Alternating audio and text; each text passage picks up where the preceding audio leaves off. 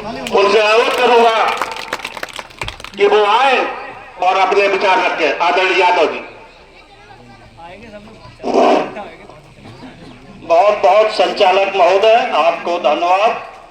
और आज पीडीए की अध्यक्षता कर रहे परम श्रद्धेय अध्यक्ष जी और हमारे मंच पर बैठे हुए इटावा लोकसभा के लोकप्रिय सांसद हमारे छोटे भाई नितिन दोहरे जी, और बगल में बैठे हुए हमारे दिव्यापुर विधानसभा के लोकप्रिय कर्मठ ईमानदार जुझारू विधायक, जिनकी कितनी भी तारीफ की जाए तो कम है। इनके विषय में आप लोग बहुत कुछ जानते हैं, बताने की जरूरत नहीं है, इसलिए इनका भी मैं बहुत बहुत सम्मान करता हूं।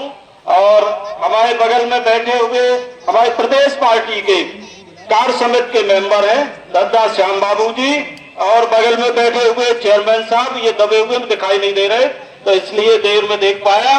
और बगल में बैठे हुए हमारे राकेश भाई पूर्व ब्लॉक प्रमुख व प्रमोद यादव जी और घनश्याम जी, ये भी प्रदेश पार्टी के पदाधिकारी हैं। और बीच में बैठे हुए गौरव यादव और हमारे फौजी भाई और काले चश्मे वाले बहन का भी स्वागत करता हूं। बाबा जी से कहना चाहता हूं कि भारतीय जनता पार्टी मायावी है, कुछ माया आप भी फैलाएं जिससे 2027 में काम अच्छा हो। और पीछे बैठे हुए हमारे ये जिला पंचायत सदस्य महोदय भास्कर साहब अम्बेडकर जी, और हमारे बगल में बैठे हुए डॉक्टर साहब और लाखन सिंह जी, और विधानसभा अध्यक्ष वर्मा जी, और बगल में बैठे हुए नाम भूले जा रहे हैं, चलिए हम ऐसे ही कह देते हैं मंचासीन सभी नेतागण, और क्षेत्र में आए हुए महिलाएं, बच्चे और बुजुर्गों नौजवान साथियों का मैं बहुत बहुत स्वागत करता हूं। और सुभाष यादव जी ने, सुभाष कटेरिया जी का हम तो नाम ही भूल जा रहे हैं, इन्होंने इस मीटिंग को जो किया है इसके लिए बहुत बहुत धन्यवाद। इनके बच्चे को भी धन्यवाद देना चाहते, ये तो हमने आज देखा कि बहुत अच्छा बोल लेता है, इन्होंने कहा नेता है तो वास्तव में वो नेता है और वोट की भी जिम्मेदारी है, ये बहुत अच्छी बात है। मैं आपसे ये कहना चाहता हूं कि भारतीय जनता पार्टी जो कृत्य कर रही है, भारतीय जनता पार्टी से पहले जब ब्रिटिश हुकूमत की हुआ करती थी तो इस देश में ब्रिटिश हुकूमत जो अत्याचार करती थी उससे भी कहीं ज्यादा भारतीय जनता पार्टी जो अत्याचार कर रही है।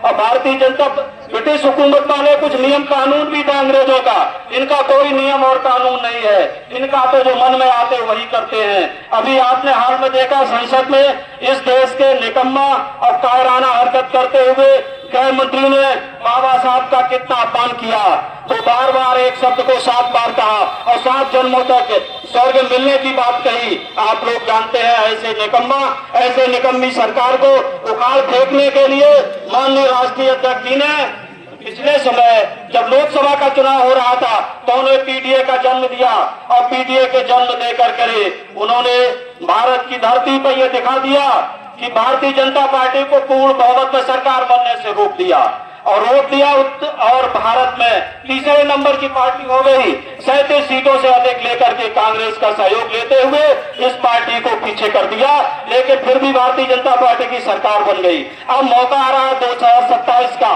27 में मैं आपसे कहना चाहता हूं कि अगले दलितों, पिछड़े और गरीबों के जो अगली जात में गरीब साथी हैं उनको भी साथ देते हुए सभी एक दूसरे को भाईचारा का पाठ पढ़ाते हुए, अपने साथ रखते हुए और गले शिकवे दूर करते हुए उनको साथ रख करके सभी से मैं निवेदन करता हूं कि 2027 में उनसे कहिए कि सब लोग एक साथ वोट करें ताकि 2027 में यूपी में माननीय राष्ट्रीय अध्यक्ष अखिलेश यादव के हाथ मजबूत हों और सरकार बने। जब सरकार बनेगी तो आपको भी कुछ मिलेगा, और वरना ऐसे ही चक्कर काटते रहोगे, गलियों में भटकते रहोगे, कोई फायदा होने वाला नहीं है। मैं और आपको कुंभ की बता दें, ये सरकार जो कुंभ चला रही है, कुंभ में देखा आपने कितना मेला पहुंच गया। पहुंच जाने के बाद एक बार भक्का हुई, 2 बार आगजनी हो गई, हजारों की तादाद में लोग बलिदान हो गए, जिनमें हमारे आपके भाई भतीजे और महिलाएं, तमाम बच्चे मर गए।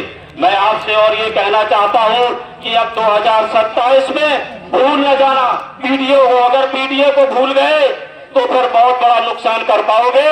और अगर 2027 में कहीं कुछ गड़बड़ हो गया तो आप ये मान लीजिए फिर आप 50 साल और 80 साल तक पीछे चले जाएंगे। जो पहले चौतरा लीपने का काम करवाते थे लोग, वही फिर हमें आपको सब करना पड़ेगा।